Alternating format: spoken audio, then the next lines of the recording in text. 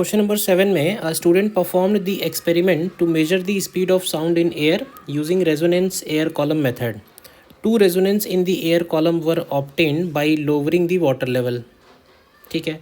The resonance with the shorter air column is first resonance and that with the longer air column is called second resonance. ठीक है, ये बात तो हमको मालूम ही है, रेजोनेंस एक्सपेरिमेंट में ये बात बोलते ही है. अब इसमें से हमको करेक्ट ऑप्शंस ढूंढने हैं. ए में कह रहा है this intensity of sound heard eight the first resonance. The intensity होना चाहिए, the intensity of the sound heard eight the first resonance was more than that at the second resonance. देखो ये बात सही आएगी, बिकॉज है क्या, हमने जो भी भाई देखो इंटरफेरेंस, सुपरपोजिशन, ये सब बेसिकली एनर्जी का रीडिस्ट्रीब्यूशन है.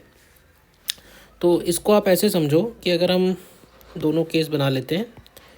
पहले केस में जो वेवफॉर्म बन रही होगी, पहले केस में फर्स्ट रेजोनेंस पे जो वेवफॉर्म होगी वो ये होगी. अच्छा, ये वेवफॉर्म बनेगी कैसे, जब यहाँ पे ट्यूनिंग फॉर्क ऐसे रखा हो.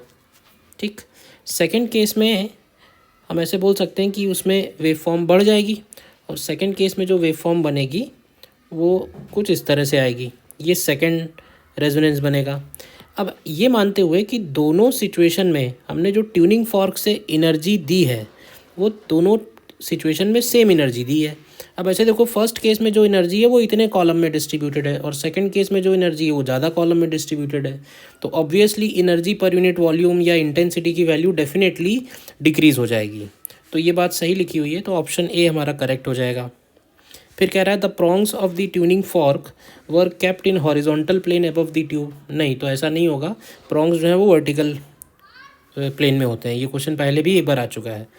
फिर the amplitude of vibration of the ends of the prongs is typically around 1 centimetre. 1 centimetre तो बहुत बड़ा नंबर है. प्रॉन्ग्स इतना कम मूव करते हैं जो हमें बिल्कुल आंखों से दिखाई भी नहीं देता है. इनफैक्ट 1 सेंटीमीटर तो बहुत बड़ा डिस्टेंस है. एंड डी में कह रहा है the length of air column at the first resonance was somewhat shorter than the 1/4 of the wavelength of the sound in the air. तो ये सही है. तो ये डिस्टेंस जो होती है वो 1/4 ऑफ वेवलेंथ के बराबर ही तो होती है. तो इसका मतलब डी ऑप्शन भी करेक्ट है.